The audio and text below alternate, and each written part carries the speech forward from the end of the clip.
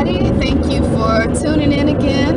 And this is Dreamy Pisces. If you didn't know, if you didn't watch any of my other videos,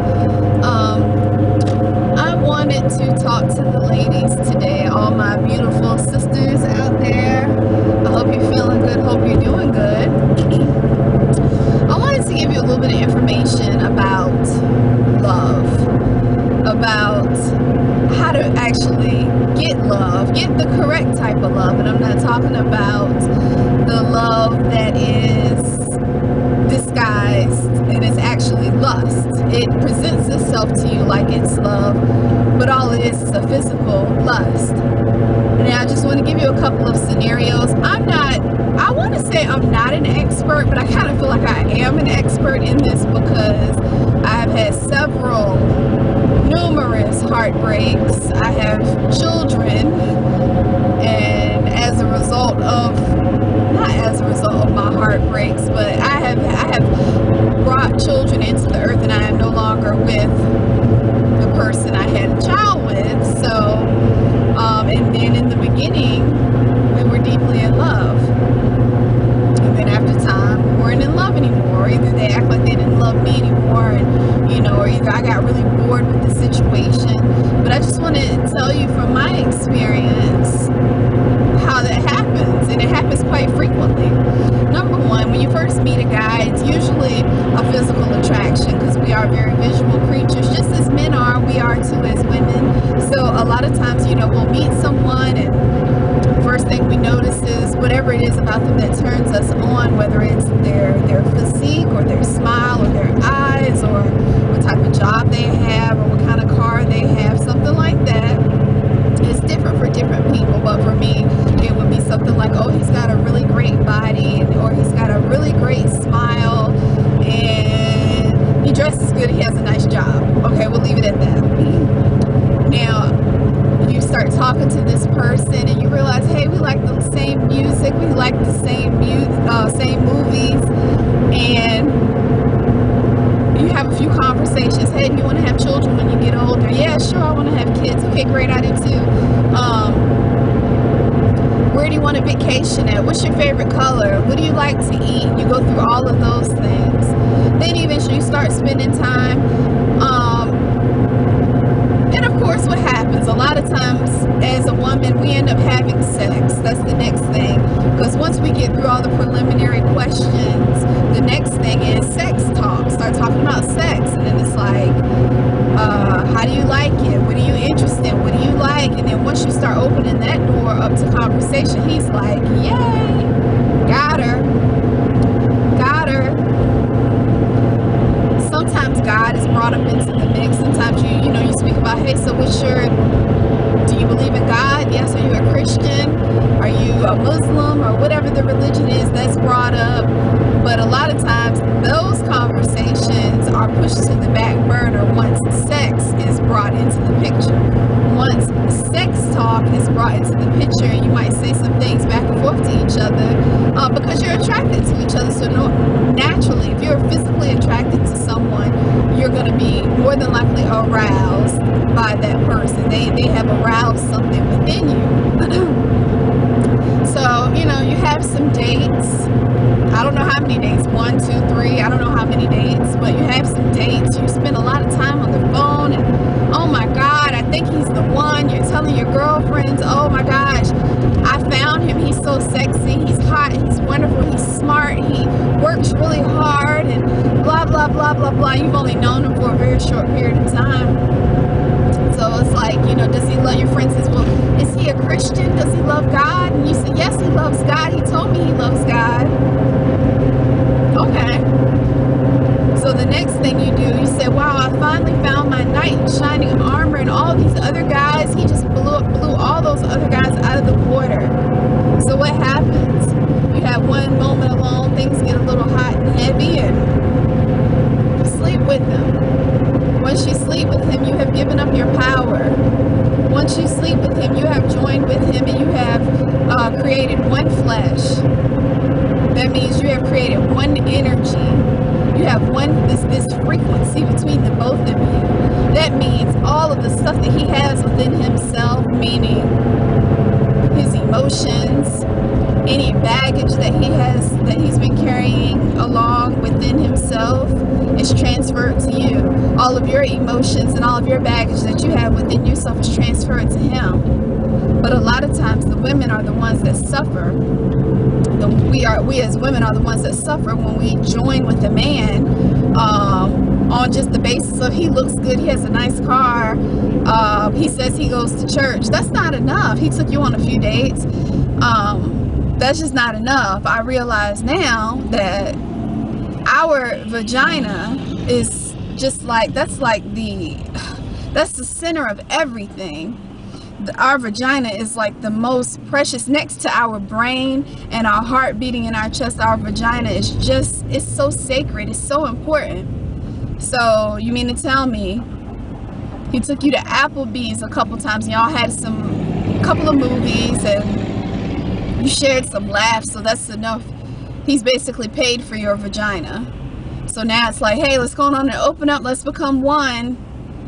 And then after you become one, now you want to try to build a friendship. Now you want him to be your BFF. You want him to be your everything. You're like, hey, I'm going to marry this guy. But guess what this guy is thinking? I got it.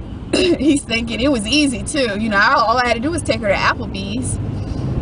All I had to do was make her laugh a little bit. And she spread open like a book. So easy, so simple, so predictable.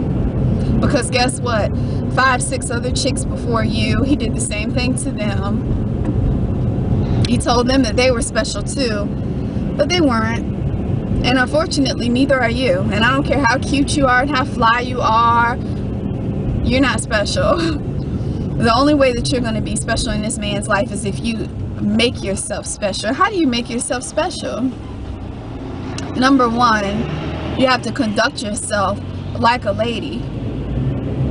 It's like these men out here, they're not going to respect a woman that spreads her legs open and lets him do anything to her. Now, I don't care. You might be thinking, hey, I got some good coochie. I got the best coochie. It's really, really good. It's tight. It's whatever. It smells good. I don't care. All of that, they don't care about. They care about it in that moment. But he's not going to be like, yeah, I'm going to lock that down because she got some good coochie. Because guess what? The girl before you had some good coochie too. Okay? But the one that says no, the one that actually waits, the one that has some standards, the one that says, nah, I really don't want to do that. I would rather get to know you. That's the one that he's going to lock down, because he's like, wait a minute, this is new and different. She's not just giving it up so fast. That's the one that he's going to want to lock down and try to make a life with, more than likely. That's a hard lesson learned for us, because we're in such a rush. We are all in just such a big rush, and we want, we want love, we want companionship. But ladies, I'm telling you, you have to understand your worth as a woman. And it's been really hard for me, and it's taken me many, many years to get here, and many, many heartbreaks. But I had to have my one last big heartbreak, and I said, that's it. I said, what I'm doing is not working. I mean, I can sit up here and blame all these guys and say that they were no good, and they treated me bad, and they were dogs, and blah, blah, blah. But guess what? I played a role in those broken relationships too, because I allowed them in. I let them in. We have the power. You have to take back your power and stop relinquishing your power and relinquishing your vagina to a man that's not worthy of you. My God. It's like I have flashbacks in my head. I've done so many stupid things because I was desperate. I was desperate to be loved, and I felt like I needed to be held, and I felt like in order to feel love, I had to feel it through a physical connection. But it was only temporary, and it was like a drug. Once you get that one shot, you want more and more and more and more and more. But then eventually the man might not feel the same the way that you do, and he's just like, it's kind of boring, I've kind of got what I wanted from her. I liked her, she's okay, she's not really that cute anymore to me like I thought she was, and the chick over there looks a whole lot better, so guess what, peace out. I'm gonna go check out her over there. And it's a vicious cycle. But had you have waited and been just a little bit more patient and said, hey, you know what, I'm worth it, I'm gonna keep my legs closed, I'm gonna see if he is worthy. Like that song Jill Scott, she says, I'm making you wait. She wanted to make sure that he's not crazy. She wanted to make sure that he's not just telling her this stuff, giving her some type of a script. I'm making you wait. It's so hard for us to make them wait. And why is that? Don't you think that you're worth it? Aren't you worth the wait? Hey, I know now I am worth the wait, and whoever it is that I choose to bring into my circle, into my life, if you're not willing to wait for me so that I can make sure that you're Mr. Wonderful, you are definitely my king, and if you're not willing to wait for me, guess what? You're not meant for me anyway, because you're impatient, and I don't need to be with a person that's impatient. So ladies, I'm gonna go ahead and bring this to a close. Number one, your vagina is precious. Your vagina is sacred. Your vagina this is like Mother Earth within you. Number two, you need to be different. You need to be unique. And how do you be unique and different? That means you make him wait. You make him wait. Don't give it up. I mean, heck, if you can wait till marriage, I say do that too. You have to have mind over matter, mind over body, mind over this flesh. When you deny yourself, you grow spiritually. But when you just give into your sexual urges, you're giving into a drug. You're feeding the beast.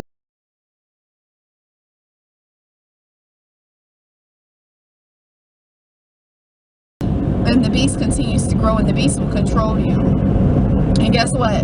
When you keep doing that, you're going to continue going from relationship to relationship, broken relationships, and then you turn into a bitter old hag, and then you end up being a cat lady.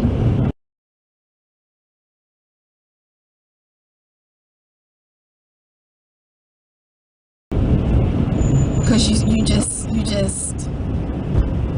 let yourself be used and abused when you're a beautiful creature, beautiful, beautiful, wonderful creation. You just got to know it for yourself and stop letting these men use you. You are worth more than dinner at Applebee's. Your vagina is worth more than a trip to the movie theater and some freaking laughs and talking about, hey, what type of movies do you like and what type of music do you like? That's stupid. Stop sharing your vagina with these men that don't even give a damn about you. They don't care about you. Now, but if you come across a king, you're going to know who the king is. I'm going to tell you, because he's going to wait for you. He's going to understand that your prized possession, your mind, your heart, and your vagina is sacred and wonderful. And he's going to do everything in his power to respect that. That's the type of man that you need. You don't need a boy, you need a man. And on another step higher, you need a king. And that means that you need to know who you are. You have to know who he needs to know who he is. And when you come together, you can have a beautiful thing. You can have one of those relationships that will last forever. That people will say, man, I wish I had what they had.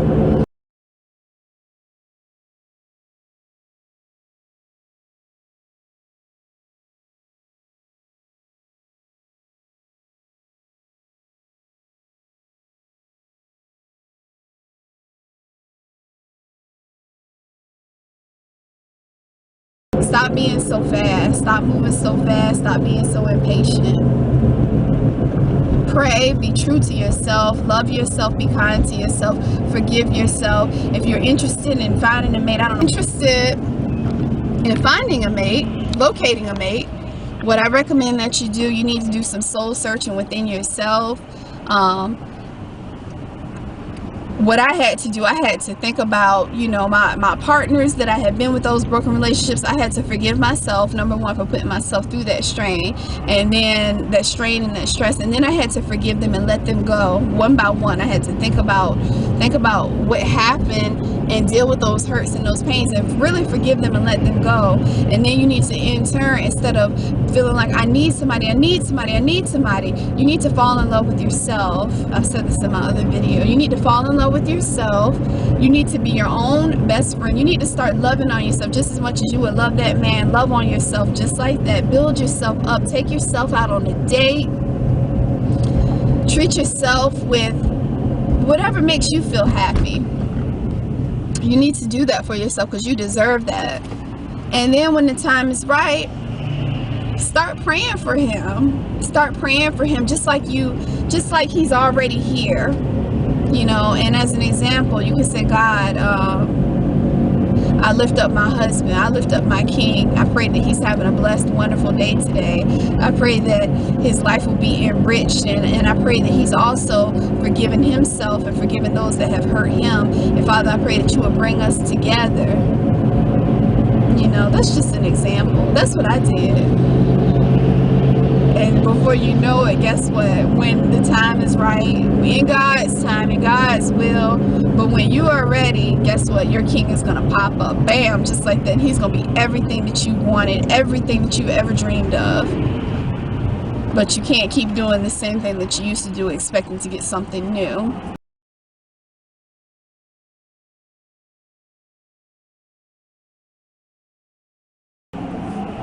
You got to be different. You got to love different. You got to open yourself up. You have to open your mind and your heart up to receive everything that God has for you. And once you're ready to do that, he'll send your king. So that's my peace. That's my peace that I'm giving to you. Take it to heart. Listen. And I love you. You're beautiful. Remember that. You deserve the best. Bye.